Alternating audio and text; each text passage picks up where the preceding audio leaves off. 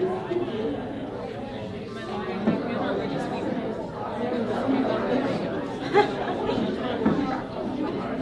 we go. Someone said I actually look like the boss. All right, we'll get started. All right. I hope you have all made it over to our food table, drink table. The desserts are kind of hiding, so make sure you get on over there. My name's Marcy Breyer. I'm the Director of Outreach for the Education Department. And this is one of our most favorite events of the entire year because we have the fortune to send off our student teachers and invite our inductees into the program. So if you're sitting at a table and you're a student teacher, I'm hoping that you will end up giving some advice to those that are coming behind you, the inductees that are coming into our particular program. Okay, so it's great that you have brought so many family and friends, so thanks for taking the time to come to this event. We're going to begin by having our Director of Field Placement and Licensure, Rhonda Coombs, come and share some words of wisdom. And we will conclude our evening with a magic show. So it's going to be a pretty jam-packed. Good evening. My name is Rhonda Coombs. I'm the Director of Field Placement and Licensure. I spent about 12 years in the classroom and recently resigned in August and took this position. I thought I took a gigantic leap out of the classroom. I wasn't sure. It made me crazy nervous. I missed the students tremendously when I left. And then I realized that it was a little bit of a baby step because I'm still in education, in the College of Education, and I work with students, and I'll be teaching a course next semester, and so the field of education is wide, and so as you're starting your journey, just kind of keep that in mind that there is a lot of opportunities, and so just kind of find and navigate what works for you in your season, and there again are a lot of opportunities. So to the new inductees and future educators, congratulations. I'm very excited to welcome you in. Again, I was nervous to leave the classroom, but the more that I work with the inductees and the practicum students and the student teachers, and I kind of see how it works at the college level, it's been a real joy to see everybody out and just so excited to be out there. So that's been a real gift to me as I've entered into this new role. Today you're stepping into one of the most important roles a person can hold, and that is of a teacher. Teaching is the profession, and you've probably heard this before, that teaches all the other professions. So it's an honor again to welcome you tonight. The field of education, it's not just a profession, it's not just a job, it is a commitment to the next generation, and it shapes the futures of others. And so it's a really big calling, and it's a really big task, and so it's exciting that we're here tonight to just take a pause and think about this journey that you're entering into. Think back to the teacher who changed your life. Maybe it was one who made math finally make sense or more accessible to you, or one who saw the potential in you when no one else did. Maybe it was a teacher who simply listened to you when you needed them to. Or perhaps, like me, that you never really felt the connection to a teacher, and so your calling is to fill that void that's out there. There's different roles for every teacher. Each one of you in this room has the ability to change lives in different ways. Teachers make a difference, and sometimes it's hard to remember that when you're in the classroom and you're doing the lesson planning and you're thinking about the assessments and you're thinking about all the resources and details and this and that and all the emails you have, and sometimes it's hard to remember that you are making a difference every minute that you're in the classroom. We live in a world that's often chases instant gratification, quick wins, and fast results. But teaching is different. Teaching is about planting seeds, some of which you may never see bloom. And that's what makes this field so unique and so special. It's about showing up every single day with the belief that every child has the potential to grow, to learn, and lead. And again, you're in that classroom planting those seeds. You may have also heard that teaching is not always easy, and I already mentioned, right, some of the things that you'll be tasked with. There's going to be really long days, hard days, You'll probably struggle with the work-life balance, but that's because education, you're leading with your heart. And when you're leading with your heart, you get caught up in it a little bit. So I encourage you to just always be working on that work-life balance and finding what's best. And remember, you are making a difference, even when it feels like you're not on those moments. But those hard days are matched and surpassed by the moments that remind you why you chose this path. Often mentioned by pre-service teachers during their placement process, Jenny and I, the Assistant Director of Field Placement, we interview everyone before we put you out into the field for student teaching. And I took a couple quotes away. Often mentioned by pre-service teachers during this process is that they feel the most rewarded by, quote, that sparkle in a student's eye when they finally get it, or the fist bump in the hallway, or a thank you note, or maybe you'll find years later when a student comes back to tell you that you changed their life. That's the importance of one teacher, an individual who shows up every day devoted to the mission that comes from their heart. The world needs more humanitarians, more kindness, more empathy, more understanding. And that role begins in the classroom. It starts with individuals like you who are here tonight, again, taking a pause and thinking really critically about what you're doing for the future. You're not just teaching subjects. You are teaching students how to believe in themselves. You're shaping citizens, thinkers, creators, and problem solvers. So thank you for showing up tonight. Remember that your impact goes far beyond the test scores and the report cards. It lives in the hearts and the minds of the students that you will see every day, year after year. It lives in the ripple effect of the lives that you touch. You may not always see the results right away, as I've mentioned, but never doubt that they are there. The classroom is not just where students learn, it's where the world begins for many. When the days are hard, lean into the joy, embrace the challenge, and never forget that every mind was once shaped by a teacher who cared. Congratulations tonight. Welcome and thank you for choosing this path.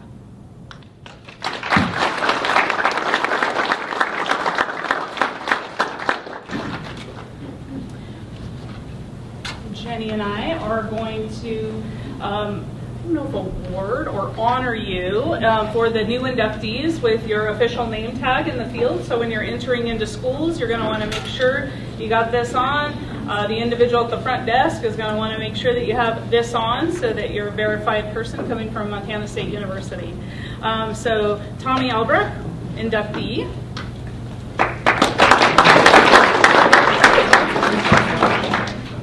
Samantha and I. And of course, if I mispronounce anyone's name, please forgive me. Keegan Byer.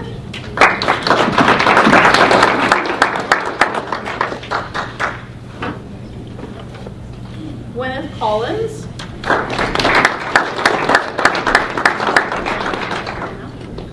Alara Curry.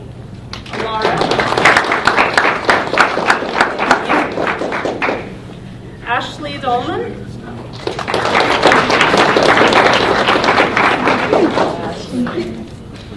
Caroline Dietz.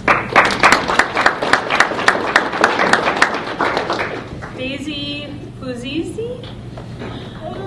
Somebody knows it out there? No?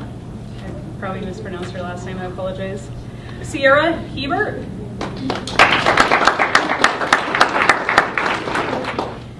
Kylie who's Mowian? You guys are laughing at me. Lillian Jones. Where are our people? Holland Heinz.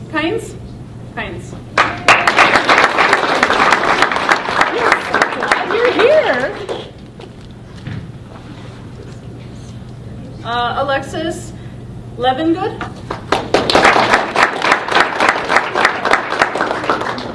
Maxwell Lewis.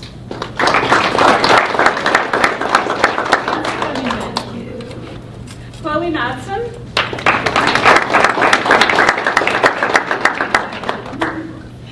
Ava Novak.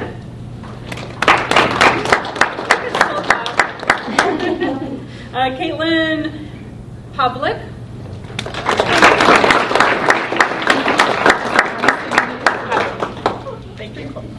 Annika Pendergast. Tandy Planich. Planichek.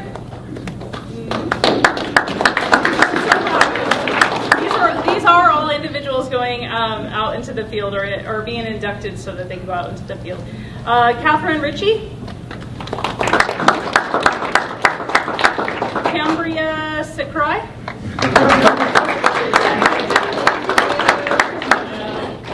Lainey Sanders.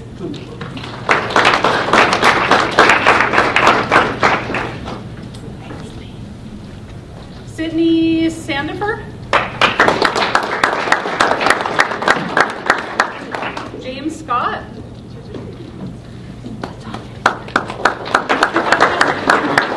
Bryn Smith. Emma Stump.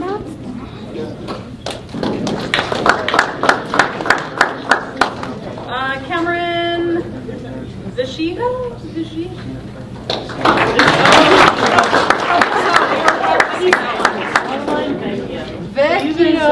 Thank you. How was it? Thank you. Arcadia Warden.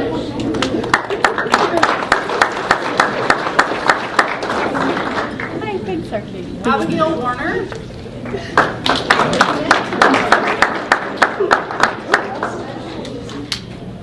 There you go.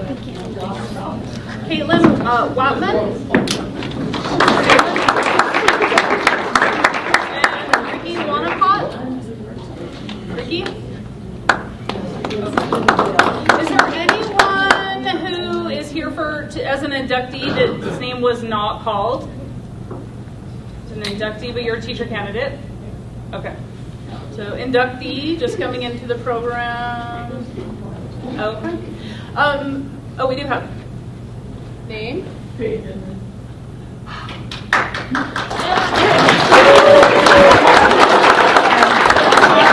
You better give her a second hand of applause because when I went through the name tags, that's the one that was missing. We'll make sure you get one, Kate.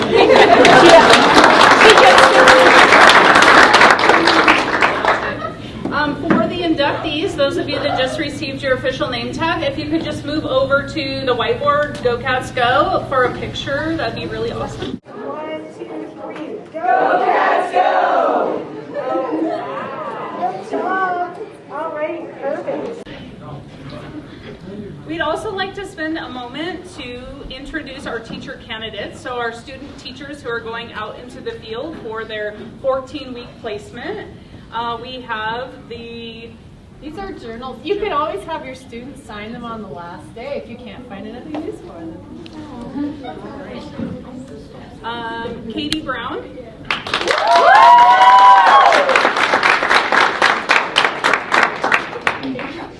Rebecca Bunting.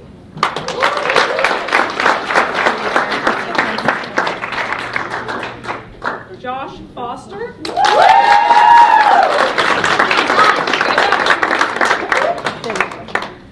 Tessa Green.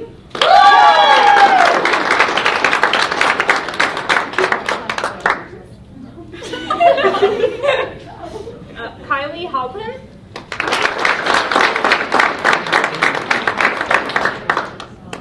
Phoebe Howard.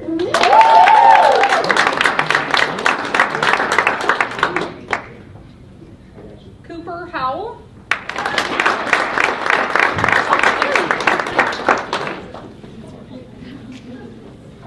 This person did not mark that they were here, but Christian Jones.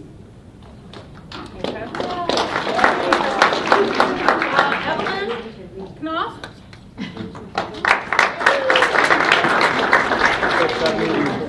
No, send me the Kyle Taylor.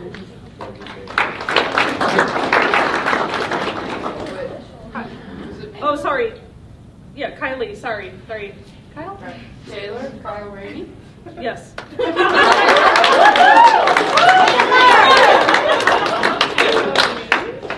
Kelsey Myers.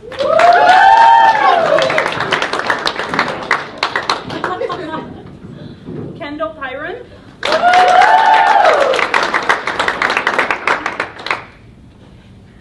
Ellie Robertson.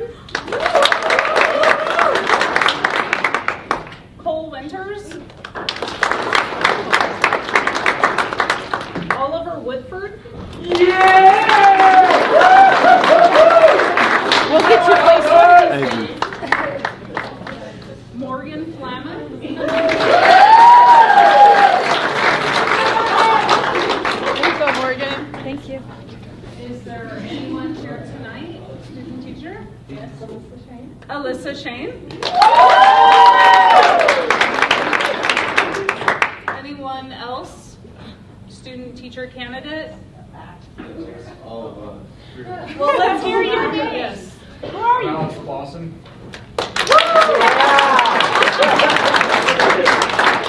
Taylor Sparks. Nate Lucas, there. Is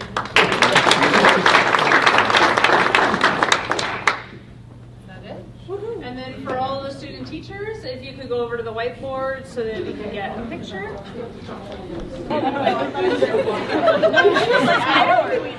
We're probably fine. Where do I look? Big camera. Big one.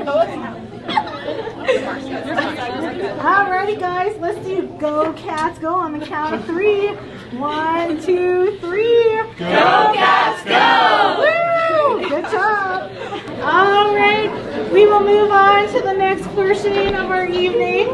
Okay, so I love seeing all that Bobcat school spirit. That was pretty amazing.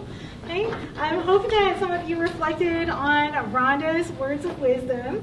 Okay, so a lot of times as a teacher, you might be bringing some magical experiences to your students. Okay, and I am very pleased to introduce to you our resident magician, Dr. Walt Woolbaugh. Okay, he is going to show you some magic tricks.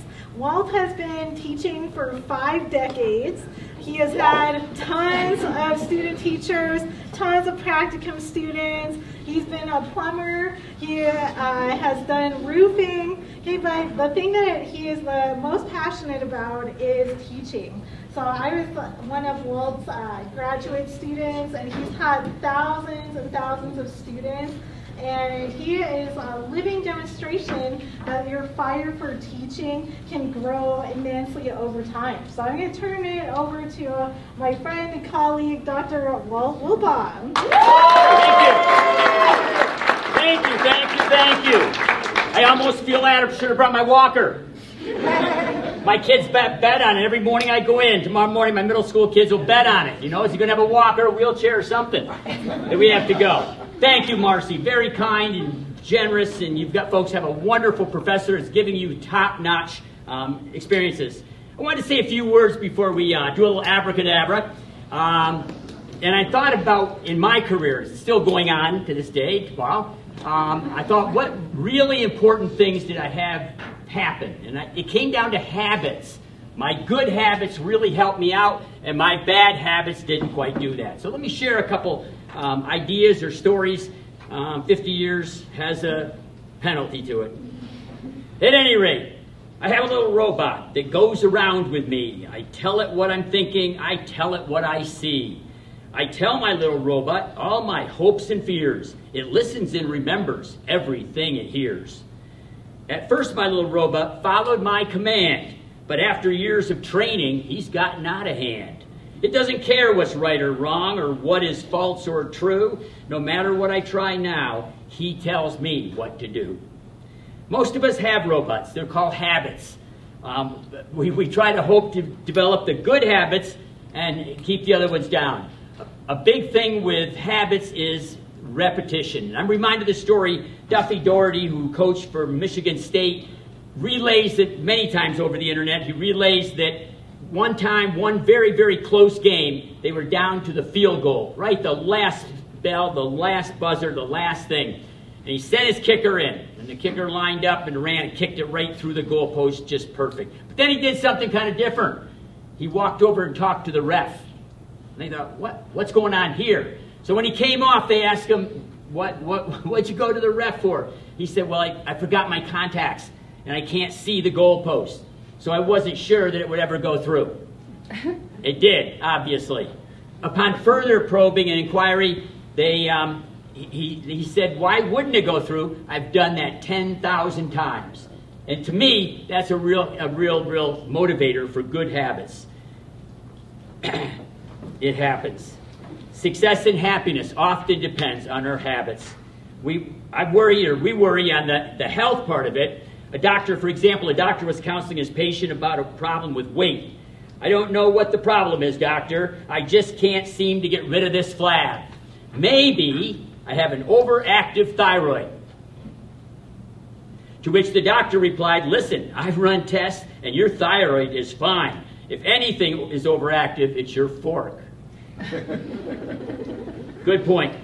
Good point. Not easy to hear. One of my favorite books, in 1989, Stephen Covey wrote a best-selling book entitled The 7 Habits of Highly Effective People, which outlines 7 habits which he promises guarantee success in life. Habits such as being proactive, building with the end in mind, thinking win-win, and so on. This book is definitely worth checking out. I recommend it to my student teachers, along with one of my favorites for teachers beginning and teachers that have been doing and going 50 years. And that's Tick Lem's book, The First Days of School. Excellent read. Check it out in the summer. It'll be great. An interesting story looking at what we as teachers do as far as being solid and being right there. It goes like this. When Jack Casey was a small boy, he had oral surgery, removing 5 teeth. In the operating room, just before they put him under, a nurse promised the frightened boy, don't worry, I'll be right here no matter what happens. When Jack woke up, she was true to her word, standing right with him. 20 years later, Jack is an emergency worker and an ambulance rescue crew called to the scene of a highway accident. A truck had overturned. The driver is pinned in the cab. The gasoline's dripping on him. They don't know what could happen at any moment. The driver is terrified, crying out that he's scared of dying. So Jack crawls into the cab next to him and says, look, don't worry. I'm right here with you. I'm not going anywhere. And Jack is true to his word. He stays with the man until he is safely rescued. Jack learned how to care for somebody who cared for him. And we do that every single day, teaching and impact thousands and thousands of kids. And believe me, even the toughest, roughest one that walks around appreciates you. You may not ever know that for 50 years, but it's for sure. Important that we keep positive, we keep happy. Do we quit laughing because we are old, or do we get old because we are laughing? One reason we quit laughing is we get out of the habit of joy, especially for teachers a lot of times in these spring months. The last thing, we're beautiful outside and kids want to do anything except do you and I's lesson sitting inside. We have the habit of joy. We allow our hurts and anger and disappointment and everything else negative to steal our smile, to make us lose our laughter, to rob us of our joy. I've heard people say, I can't help how I feel. They may be right, but we can choose whether or not we will be joyful. I heard a story of a very small boy who would visit his grandmother out in the country.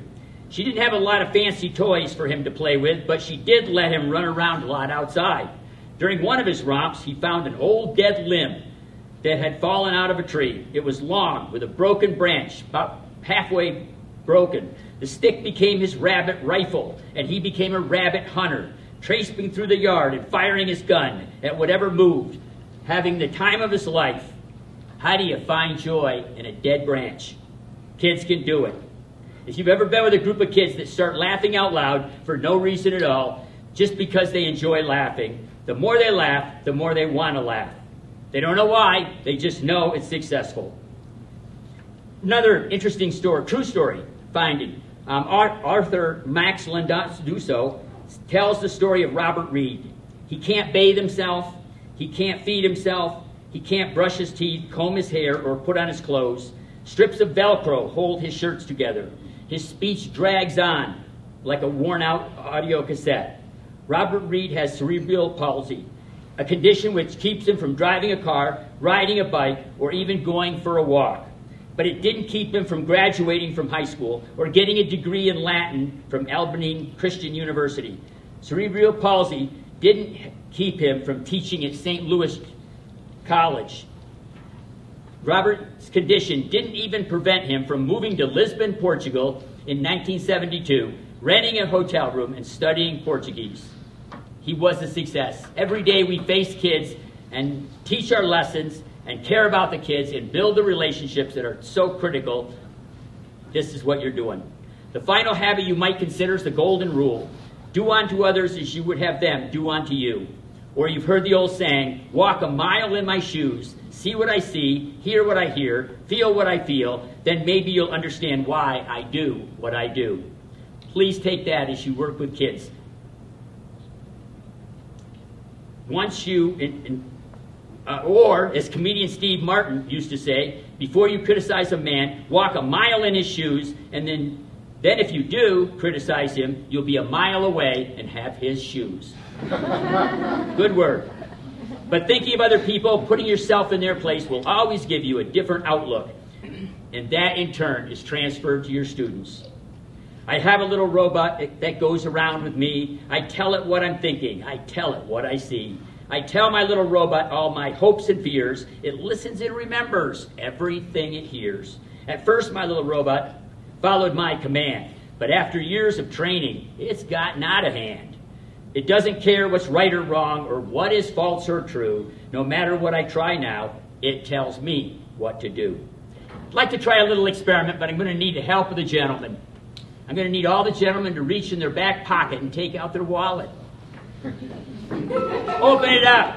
We talk about something called extrasensory perception, that we take and can know things like serial numbers even in somebody's wallet so far away.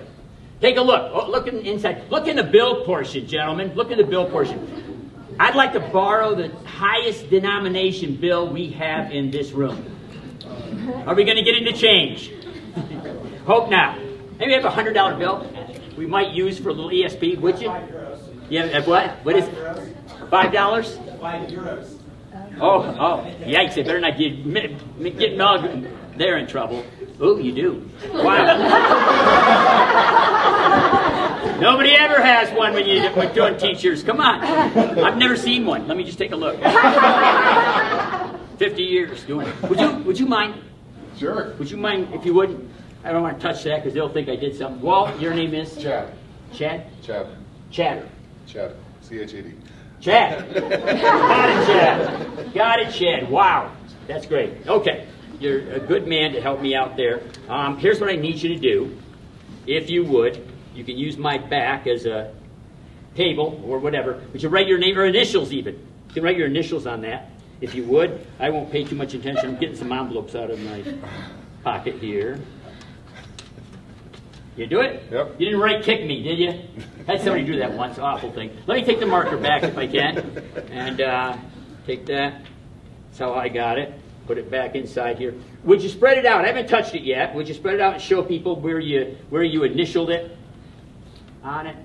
And for those people that you have a hard time seeing back there, maybe you could verbally. Did you sign Chad there on that bill? Or did you mark that bill? Yes. Good. What you've done is illegal. There's 2 Secret Service. No. No, I'm just joking. Chad, this is ESP. It's mind reading. Can I, for the first time, touch that bill? Here we go. Wow. You're giving me a great pleasure. There it is, sure enough. To see that right there. All right. Chad, folks are paying good attention to me. I'd like you not to, though. Would you kind of gaze over at the far wall? And I'm not going to do anything bad. I'm just going to take this bill, and I'm going to seal it in this envelope like this. And seal it up. No paper cut. All are good. I've got 4 envelopes, actually, folks, and Chad's not paying attention, which is great. And what I'm doing right now is I'm mixing up the envelopes. You see, in one of them is Chad's $100 bill. And the other one are just blank pieces of paper, about the same size as the $100 bill, but worth absolutely nothing, all right? So I mixed them up. But, you know, I'm dealing with a sophisticated audience here. True story. Teachers. So you know about coding systems and marking systems. So, Chad, if I get you to look that way, and put your hands behind your back. I'm going to put the 4 envelopes in your hand, and he's going to mix them up so I have no idea where they are. Would you? You mix them up. I'm not going to pay attention. I'm going to go over here and see if I can't find my marker. Mix them, mix them, mix them, mix them, mix them. Get them all mixed up. Got my marker. Great. You turn back around. Now, Chad, I know you heard me from what I said. What we've got are 4 envelopes. And your $100 bill, sir, might be in envelope number 1. Or it might be in envelope number 2. Or that could be the blank piece of paper also. Or it could be envelope number 3. Or lastly, envelope number 4. But I guarantee it is in one of the 4 envelopes that we have here, and that you've mixed and I've mixed and we've done. Chad, will you blank out your brain? That's easy. Wow. That was quick.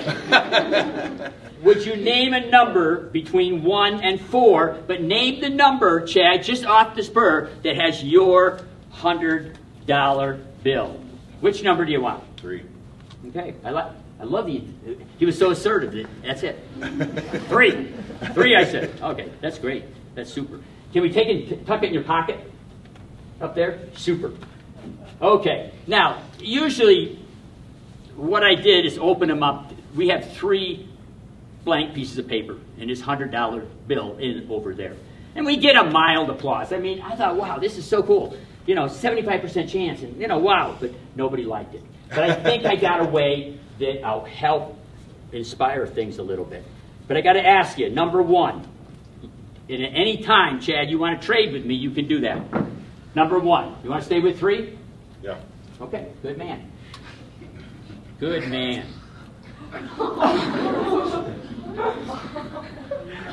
Don't mind the shake. I've never done a $100 bill before.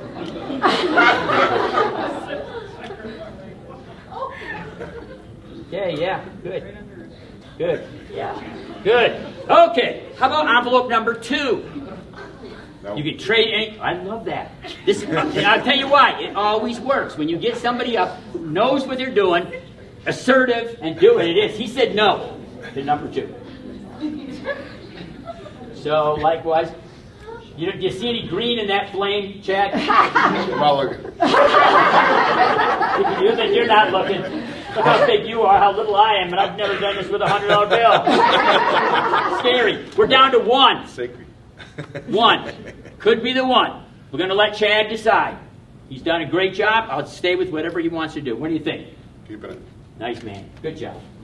Okay. Now I need you to check one thing. We check for the green, Chad. Will you check above our heads to see how the sprinkler system's doing?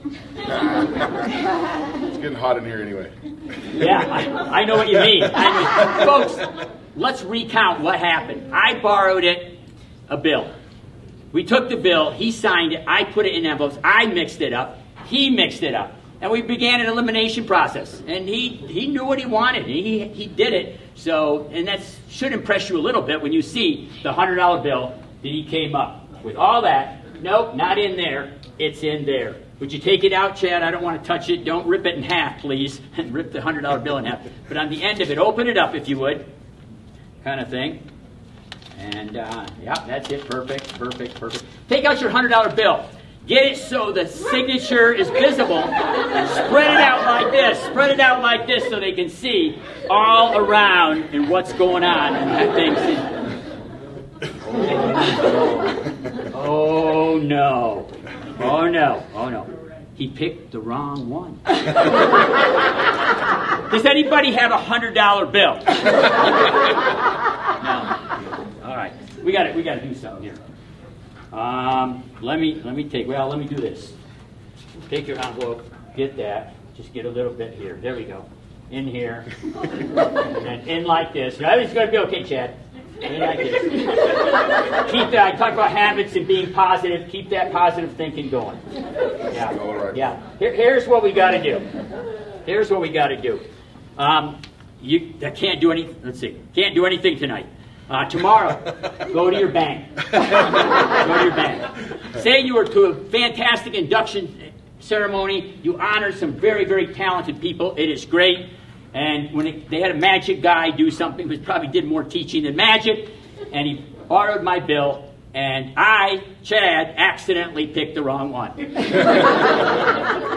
But the very nice magician took the ashes and put them in this envelope, and I'm bringing him here to the bank to give it to you. Chad, do that. The manager will tell you what you can do with the envelope.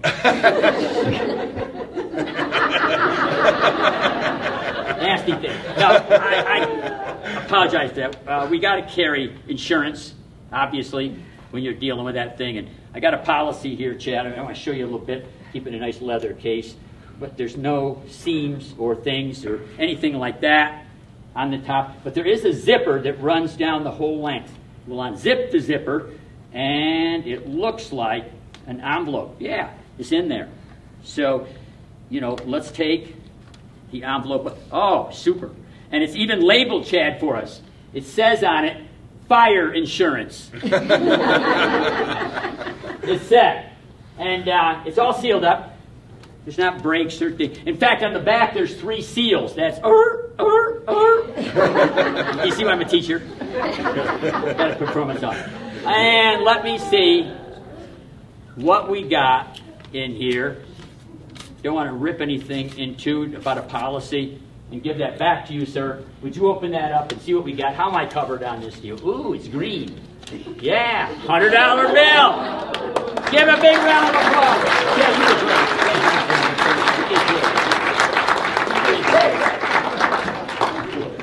I use a lot of magic with kids, a lot of that kind of stuff. And let me teach you a trick. Do I have time to do that, Marcy? We got a few minutes to do that. It's quick. It's stuff you're all going to have. I happen to get a napkin out here at the server's thing, like that. And by now you know what I'm going to be doing. It's kind of a torn and restored napkin idea. And you can use paper towels, Kleenex, anything you want to you can use when I show it to you. I want to try to fool you with it first, kind of thing. Magic's based on very, very simple principles. And we curl it up. Now, when I get to the teaching phase, I'm going to talk a lot about this hand, okay? It's going to be kind of important, actually. The other hand is too, but not compared to what that particular hand is. And you're going to learn that magic has misdirection. We got to misdirect the audience's attention. Here's how I do that with that. I take it, I reach in my back pocket to find the key to the trick. If I find the key to the trick like this, wave it over the top, say Walt Woolbaugh, Walt Woolbaugh, Walt Woolbaugh. That's what magicians call advertising. Put it in like that, and with any luck, yeah, you're back with that. So it's all the way back to a whole thing. You have a minute? You want to learn that kind of thing? Be your opening thing in student teaching. They'll think, yeah. This guy's great. This guy's great. Let me search around and see what I got. Okay. Oh yeah, I cheated. I used 2 Kleenexes. Okay. Use 2 Kleenexes. I'm making them different colors now so that you can follow what's going on and what's happening with it. Okay. So here's what we do. One of them's extra, and I curl it up in my hand like that. Got it in my pocket when I reached in, and that's what magicians call palming. Okay, I hold it just like this. This is the napkin you saw, except it's a different color, is all. And proceed to tear it up. This is what magicians call tearing up the napkin. Nothing clever about me. Yeah, and I make sure kids see, you really did. That's all broken apart. And stuff like that, and this thing. And then I seal it up, roll it. I like to roll it up so it matches the other one. And I got to tell you, if you go out and try this, be careful. Don't show that right there, okay? This part of it, we can keep right in front of us. And again, I reach into my back pocket, and when my hand goes to the pocket, every eye in here watches my hand go to the pocket. It's misdirection.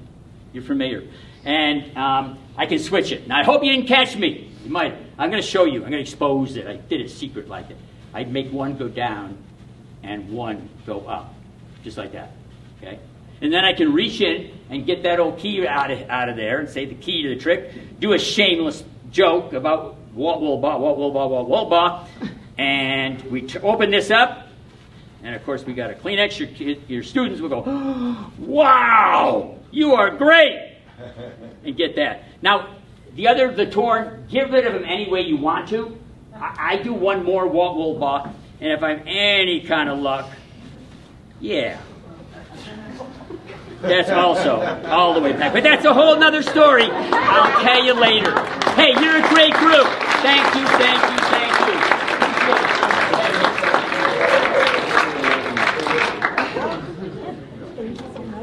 Oh, you bet.